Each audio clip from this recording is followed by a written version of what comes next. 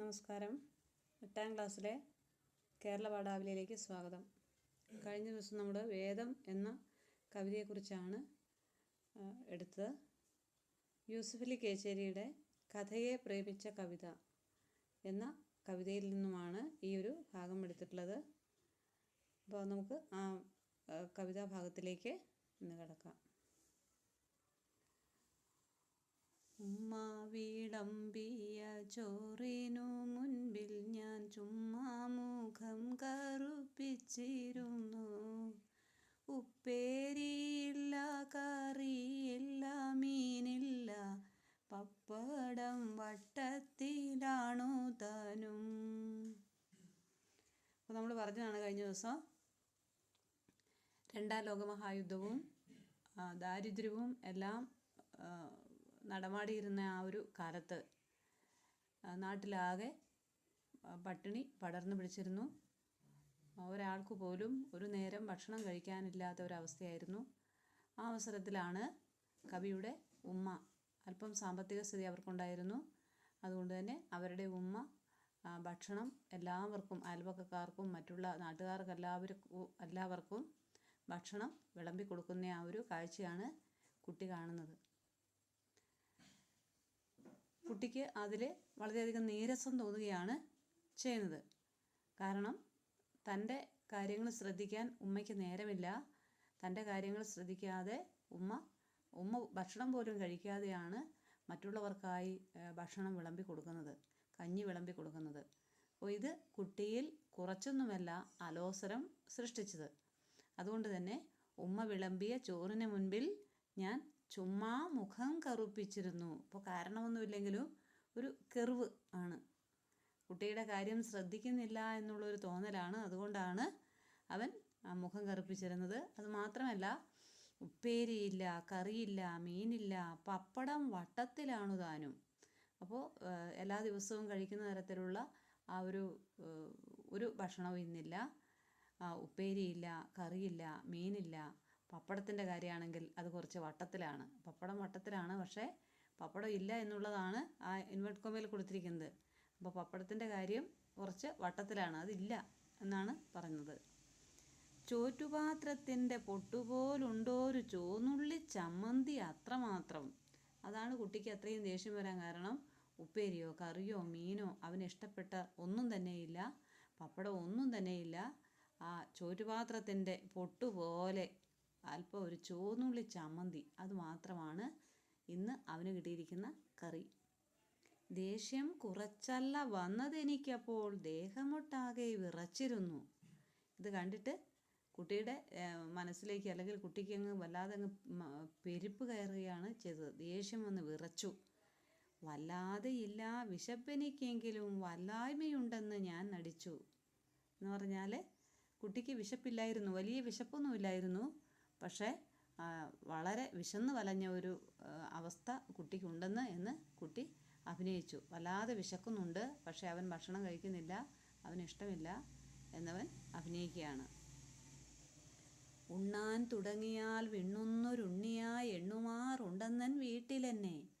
ഉണ്ണാൻ തുടങ്ങിയാൽ വിണ്ണുന്നൊരുണ്ണിയായി എണ്ണുമാറുണ്ടെന്നൻ വീട്ടിലെന്നെ. ഇപ്പോൾ ഭക്ഷണത്തിൻ്റെ മുൻപിൽ എത്തിക്കഴിഞ്ഞാൽ ഏതെങ്കിലും പറഞ്ഞ് കലഹം കൂട്ടുന്ന ഒരു ഉണ്ണിയായിട്ട് എന്നെ അന്ന് ഗണിച്ചിരുന്നു. അപ്പോൾ സാധാരണ ഭക്ഷണത്തിന് മുൻപിലെത്തിയാൽ തന്നെ എന്തെങ്കിലും കുറ്റങ്ങളും കുറവുകളും, അല്ലെങ്കിൽ അവന് വേണ്ട എന്നും പറഞ്ഞിട്ട് ആ ഒരു മുഖം കറുപ്പിച്ചിരിക്കലും ഒക്കെ പതിവായിരുന്നു.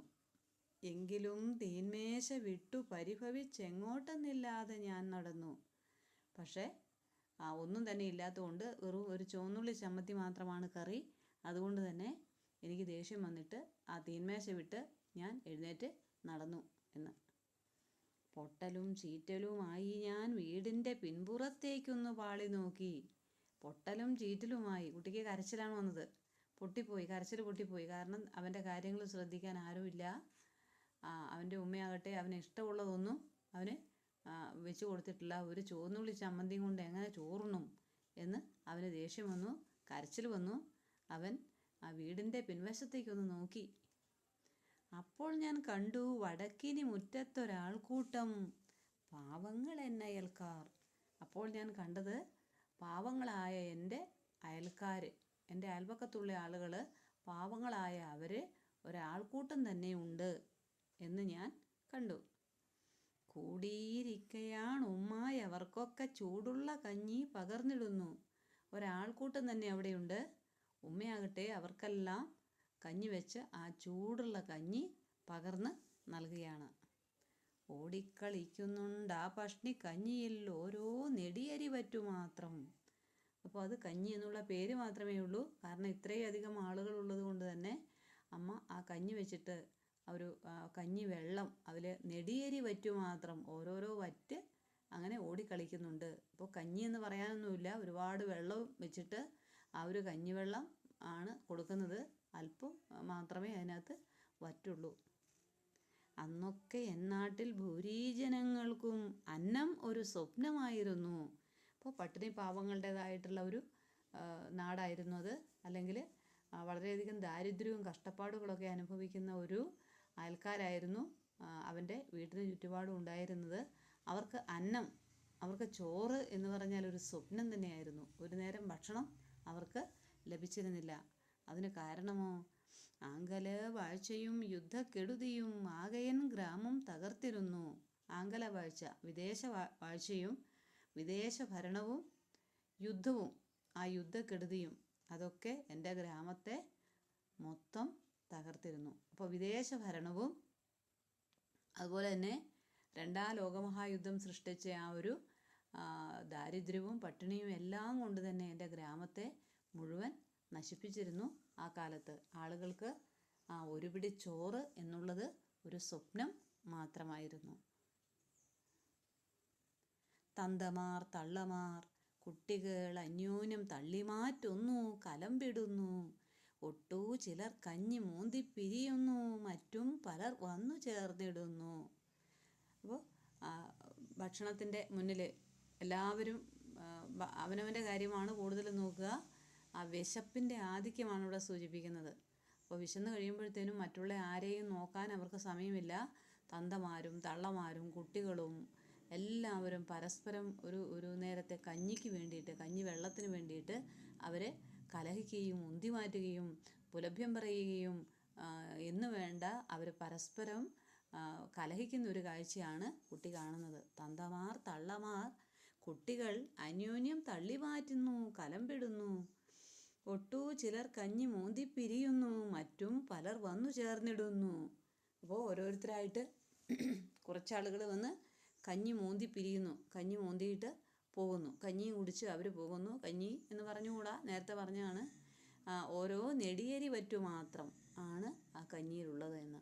എന്നാൽ അതാണെങ്കിൽ അത് അവരുടെ ആ ഒരു കത്തിക്കാളുന്ന വിശപ്പിനെ ഒന്ന് അമർത്താൻ വേണ്ടി ആ കഞ്ഞിയും കുടിച്ച് ചിലർ പോകുന്നു. ചിലരാകട്ടെ അത് കുടിക്കാൻ ആർത്തിയോടെ വന്നെടുക്കുന്നു. അൻപാർന്നു കഞ്ഞി വിളമ്പുവാൻ മുറ്റത്തു കുമ്പിട്ടു നിൽപ്പതിനുള്ളിൽ ദൂരെ എന്നെ കണ്ട് ഉമ്മായ അരികിലെത്തിച്ചൊല്ലി, നന്നേ തിരക്കായിരുന്നു മോനെ.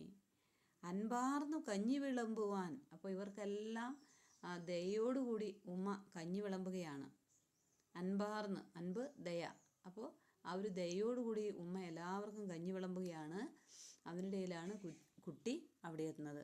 അപ്പോൾ ആ കുട്ടിയെ കണ്ടിട്ട് ഉമ്മ പറഞ്ഞു, മോനെ വളരെ തിരക്കായിരുന്നു, അതുകൊണ്ട് നിനക്ക് ഒന്നും തന്നെ ഉണ്ടാക്കി വെക്കാൻ പറ്റിയില്ല എന്ന്.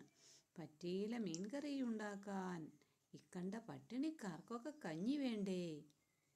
അപ്പോൾ എനിക്ക് ഇന്ന് ചോറിന് മീൻകറി ഉണ്ടാക്കാൻ പറ്റിയില്ല.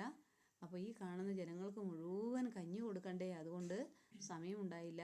അതുകൊണ്ട് തന്നെ മോനിന്ന് മീൻകറി ഉണ്ടാക്കാൻ സാധിച്ചില്ല എന്ന് ആ ഉമ്മ മകനോട് പറഞ്ഞു. വിണ്ണുവാൻ നിൽക്കാതെ ചമ്മന്തി ചോറുണ്ടൻ ഉണ്ണി പോ, നേരമായി ബെല്ലടിക്കാൻ. അപ്പോൾ കരയാതെ നിന്ന് ചിണുങ്ങാതെ മോൻ പോയിട്ട് ആ ചമ്മന്തിയും കൂട്ടി ചോറുണ്ട്, ചുവന്നുള്ളി ചമ്മന്തിയും കൂട്ടി ചോറുണ്ട്, വേഗം സ്കൂളിലേക്ക് പോയിക്കോളൂ, ബെല്ലടിക്കാൻ സമയമായിരിക്കുന്നു. അപ്പോൾ ഇന്ന് മോന് ഇഷ്ടമുള്ള മീൻകറി വെക്കാനൊന്നും സമയം കിട്ടിയില്ല. 4 മണി വിട്ടു നീ വരുമ്പോഴേക്കും അയലച്ചാറുണ്ടാക്കി വെച്ചിടാൻ ഞാൻ. 4 മണി സ്കൂൾ വിട്ട് വരുമ്പോഴേക്കും ഉമ്മ മോന് അയലച്ചാറുണ്ടാക്കി വെക്കാം, അയലക്കറി ഉണ്ടാക്കി വെക്കാം. ഇപ്പോൾ തൽക്കാലം മോൻ ഇതും കഴിച്ചിട്ട് പോവുക. ഇത്രയും ചൊല്ലിപ്പിരിഞ്ഞു പോയുമ്മ ഉൾത്തട്ടിൽ കാപട്യം വെന്തെരിഞ്ഞു. വ്രതവുമായി അന്യരെ ഊട്ടുന്നൊരമ്മതൻ ഉമ്മതൻ യജ്ഞം കണ്ടു നിൽക്കേ നീറുമെന്നുള്ളം കുറുകി പഴയരിച്ചോറെനിക്കുണ്ടല്ലോ വേണ്ടുവോളം. അപ്പോൾ ഉമ്മ അത്രയും പറഞ്ഞ് ഉമ്മ അങ്ങ് പോയി, ഉമ്മയുടെ ജോലിക്കായി പോയി.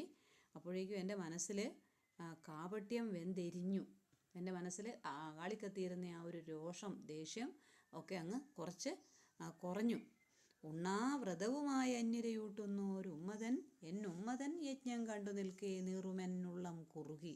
അപ്പോൾ വ്രതവുമായിട്ട് ഒരു ഭക്ഷണം പോലും കഴിക്കാതെ, വെള്ളം പോലും കഴിക്കാതെ ഉമ്മ എല്ലാവർക്കും കഞ്ഞി വിളമ്പി കൊടുക്കുന്ന ആ കാഴ്ച കണ്ട് എൻ്റെ കുട്ടിയുടെ മനസ്സിലെന്ത് ചെയ്തു?